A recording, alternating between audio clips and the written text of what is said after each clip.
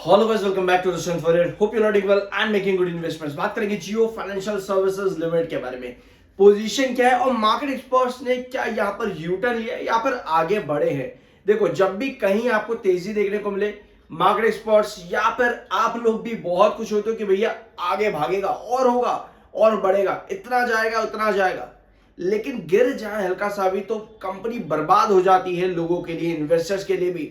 चाहे वो सुजलॉन एग्जांपल हो या रिलायंस पावर, जब तक बढ़ रहे हैं तब तक तो अच्छे लगते हैं, लेकिन जैसे ही करेक्शन पे आ जाए तो लोग ये भूल जाते हैं कि ये तो भैया मार्केट का गेम है, वहां कंपनी बर्बाद हो जाती है। अब जियो फाइनेंशियल सर्विसेज है, अच्छी खासी तेजी 282 से भी दिखाई है, अच्छी खासी तेजी 234 से भी दिखाई है। लेकिन अब कंसोलिडेशन चल रहा है, तो वहां अब लोगों को कंपनी बर्बाद लग रही होगी कहीं ना कहीं।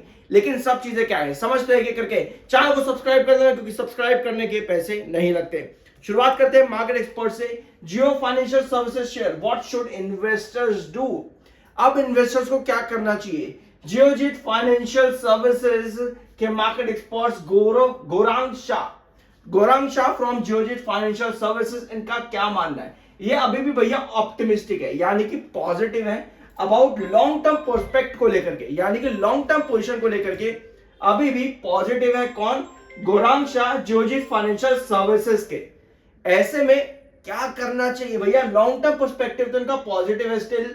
Shah highlighted that the company has already secured key regulatory approvals in the financial services mutual fund and segments, यानी कि म्यूचुअल फंड सेगमेंट में फाइनेंशियल सर्विसेज, जियो फाइनेंशियल सर्विसेज का जो अप्रूवल रिसेंटली मिला है और जिसमें कंपनी बड़ा अच्छा काम करे, डेब्यू में ही इतना अच्छा खासा काम कंपनी ने किया है, इस चीज को देखते हुए कंपनी यहां पर बुलिश है। इस चीज को देख करके गौरांग शाह जियोजीत फाइनेंशियल सर्विसेज यहां पर बुलिश है लॉन्ग टर्म पर्सपेक्टिव से।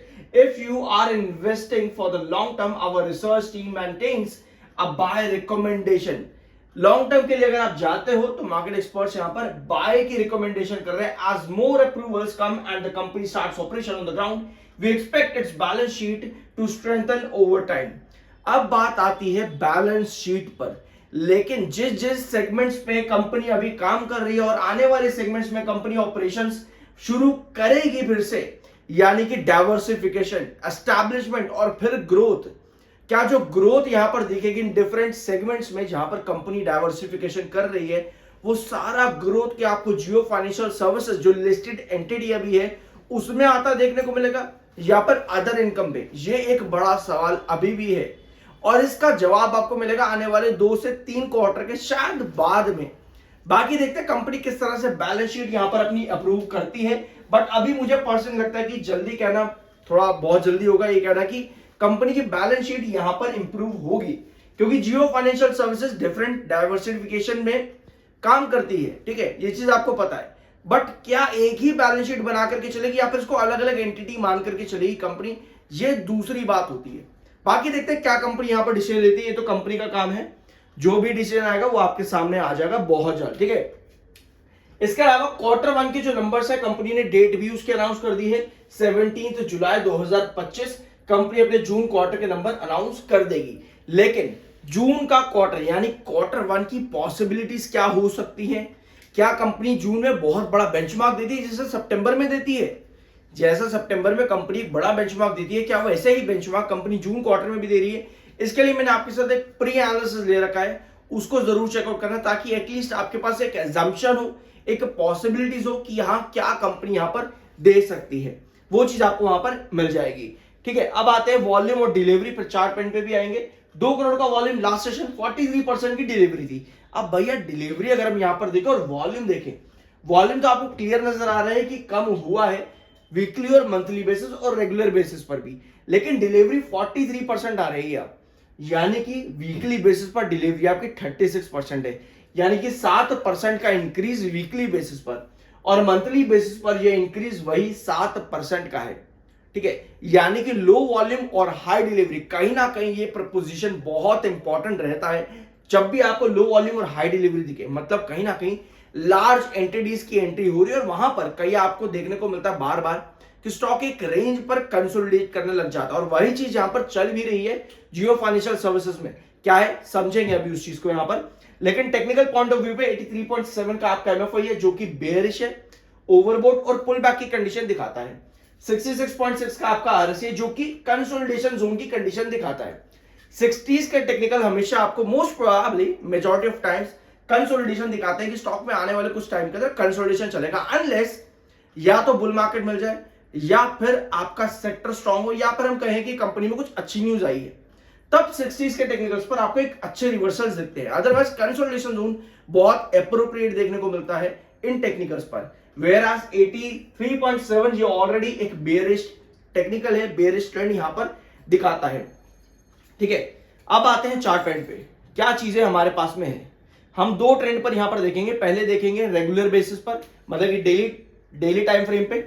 डेली टाइम फ्रेम पर अगर हम देखें तो आपको पता चलता है यहां पर ये ट्रेंड देखो 332 और 328, आपको दिख रहा है कि शेयर लगातार 328 पर हैंगिंग सपोर्ट ले रहा है, लेकिन 332 पर जाते ही हर बार सेलिंग आ रही है। एक बार, दो बार, तीन बार, चार बार अभी तक 332 पर सेलिंग आई है और 328 पर ये वाले ट्रेंड पे हैंगिंग सपोर्ट बना हुआ है।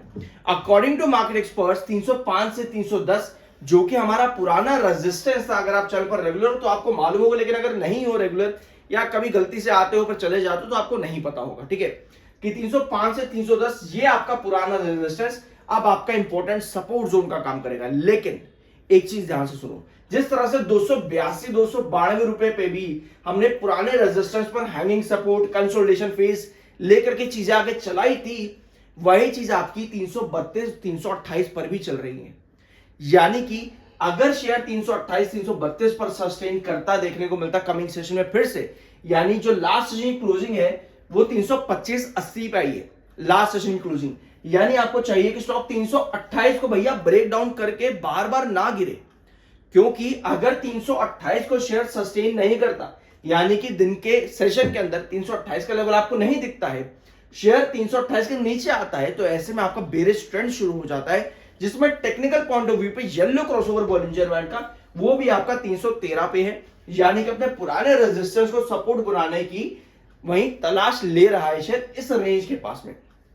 तो हमें चाहिए कि 328 आपका बना रहे या हैंगिंग सपोर्ट बना रहे, ताकि इस तरह का कंसोलिडेशन बनने के बाद ब्रेकआउट बने, जिस तरह से 282 के पास यहां पर बना था। ठीक है, अब एक बार हम 1 आवर टाइम फ्रेम पर भी देख लेते हैं चीजें कैसी हैं हमारी। गिव मी 1 सेकेंड, बस 1 सेकेंड यहां पर। ठीक है, 1 आवर टाइम फ्रेम पर अब आपको यहां पे नजर आएगा कि सेलिंग बहुत हेवी है। ये 1 आवर टाइम फ्रेम पर है, जब भी 332 पर शेयर देखने को मिल रहा है बार बार सेलिंग आ रही है, और अब की बार 328 के नीचे भी सेलिंग आई है, और आखिर के 1 आवर टाइम फ्रेम पर भी आप देखोगे यहां पर सेलिंग ही है। ठीक है, और yellow crossover 1 hour time frame पर जो आपका है वो 328 पर ही है, यानी कि टेक्निकल पॉइंट ऑफ व्यू पर भी अगर आप चीजें देखोगे, जो कि आप खुद भी देख सकते हो, ये मैंने नहीं बनाया है येलो क्रॉसओवर, या आप खुद भी देख सकते हो सर्च करके, मार्क करके, आपको वहां आपके अपने फोन में भी आपकी या फिर आपके अपने डिवाइस में भी 328 आपको एप्रोप्रिएट यही प्राइस दिखेगा 1 आवर टाइम फ्रेम पर जब आप लगाते हो, तो यहां पर आपको सेलिंग नजर आ रही है, जाकर के चेकआउट करना। आई होप कि ये वीडियो आपको पसंद आया होगा। मिलते हैं अगले वीडियो में।